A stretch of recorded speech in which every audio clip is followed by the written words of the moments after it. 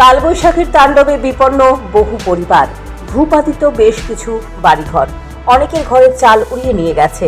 গৃহস্থের বাড়ি থেকে শুরু করে স্কুল, অঙ্গনওয়াড়ি কেন্দ্র সবই ধ্বংস হয়েছে এই ঝড় বৃষ্টিতে। রাজ্যের সর্বত্রই ঝড় বৃষ্টি হয়েছে, তবে বেশি ক্ষতিগ্রস্ত হয়েছে সিপাহীজলা জেলায়। এই জেলার বিশ্রামগঞ্জ এলাকায় বহু পরিবারের ঘরবাড়ি নষ্ট হয়েছে। এক ব্যক্তির দোকান ভেঙে গুড়িয়ে দিয়েছে এই ঝড়। মঙ্গলবার গভীর রাতে দমকা হাওয়া সহ প্রবল ঝড় আসে। সেই ঝড়ে এক প্রকার লণ্ডভণ্ড বেশ কিছু এলাকা। কালকে প্রায় ৩টার সময় খুব জোরে তুফান আসছে। তুফান হওয়ার ফলে আমার দোকান পুরো উড়ে নিয়ে গেছে। তার দোকানের মধ্যে প্রচুর জল আটকে গেছে। আটকে যাওয়ার ফলে প্রচুর মাল নষ্ট হয়েছে, প্রায় লাখ টাকা ক্ষতি হয়েছে। তাই আমি একটা ক্ষতিপূরণ চাই। এই ক্ষতিপূরণ দেওয়া তো আমি দোকান ঠিক করতে পারি, তো ব্যবসা বাণিজ্য করতে পারবো। টিন সব সাল টাল উড়ে গেছে, সব সাল টাল উড়ে নিয়ে গেছে। আপনার নামটা কি? এই জায়গাটার নাম কি? পশ্চিম জেলা। দোকান আর বাড়ি এক লোক আপনি? দোকানের বাড়ি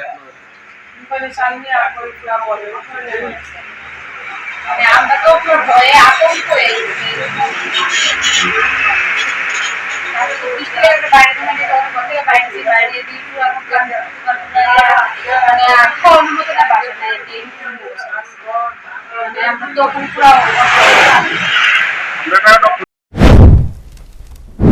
ঝড়ে ভস্মীভূত সিপাহীজলা জেলার পশ্চিম বরজলা এলাকার একটি বেসরকারি ইংলিশ মিডিয়াম স্কুল। এই স্কুলে ৭৬ জন ছাত্রছাত্রী আছে। তাদের এখন পড়াশোনার মতো অবস্থা নেই বলছেন স্কুলের শিক্ষক বাদল দেব।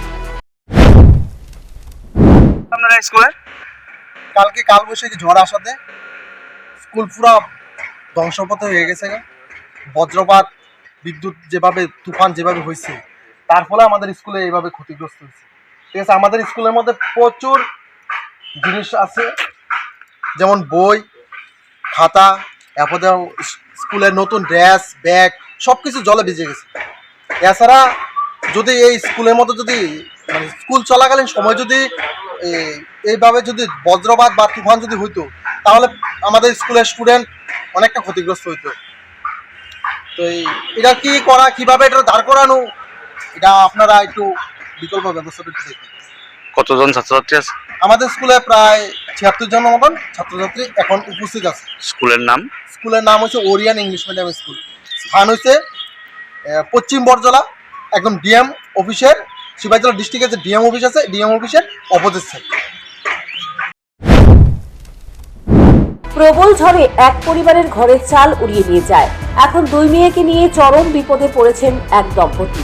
এর মধ্যে গৃহকর্তা ঘরের চাল থেকে পড়ে গিয়ে গুরুতর আহত হয়ে ১ মাস ধরে বিছানায় শয্যাশায়ী। এই পরিস্থিতিতে রাজ্য প্রশাসনের কাছে সাহায্যের দাবি জানিয়েছেন গৃহিণী। ১ মাস আগে ঘরের চালের থেকে পয়সা সেটা খাওয়া ভেঙে গেছে। তারপরে আমার স্বামী, তারপরে আমরা চিকিৎসা করে ১ মাস আগে থেকে চিকিৎসা করে বাড়িতে আনছি। আনানোর পরে কালকে তুফান বৃষ্টি ঝড়ে বসত বাড়িটি ভাঙচুর হয়েছে। আমি এখন আমার ২ সন্তান, মেয়ে সন্তান ২ জন, আর স্বামীকে নিয়ে কিভাবে সংসার চালাবে, এই জন্য আমি একটু সরকারের কাছে ক্ষতিপূরণ হয়েছে। আমি এটা আমার অনেক দায়ী। ঘরে জল ঢুকছে ঘরে কালকে হাঁটু সমান জল। আমি কিছুই করতে পারি না, আমি স্বামীকে করতে বার করতেও পারি না। কিভাবে স্বামীকে বার করবে, আমি হতভাগা হয়ে গেছি ২টি বাচ্চাকে নিয়ে এবং ২ জন মেয়ে সন্তান।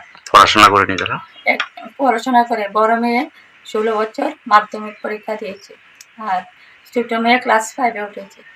কাজ করে খান? আমরা কাজ করলে খাওয়ান, নাহলে এমনি সংসার। আজকে ১ মাস ধরে সংসারটা নির্ভর হয়ে গেছে। তবে লোকসভা নির্বাচনের জামাডোলের মধ্যে ঝড়ে ক্ষতিগ্রস্ত পরিবারগুলির পাশে দাঁড়াবার কেউ নেই। মহকুমা প্রশাসনের আধিকারিক থেকে শুরু করে শাসক দলের বিধায়ক, মন্ত্রী কেউ ক্ষতিগ্রস্ত পরিবারগুলির খোঁজ নেয়নি বলে অভিযোগ। Bureau report, news prime Tripura.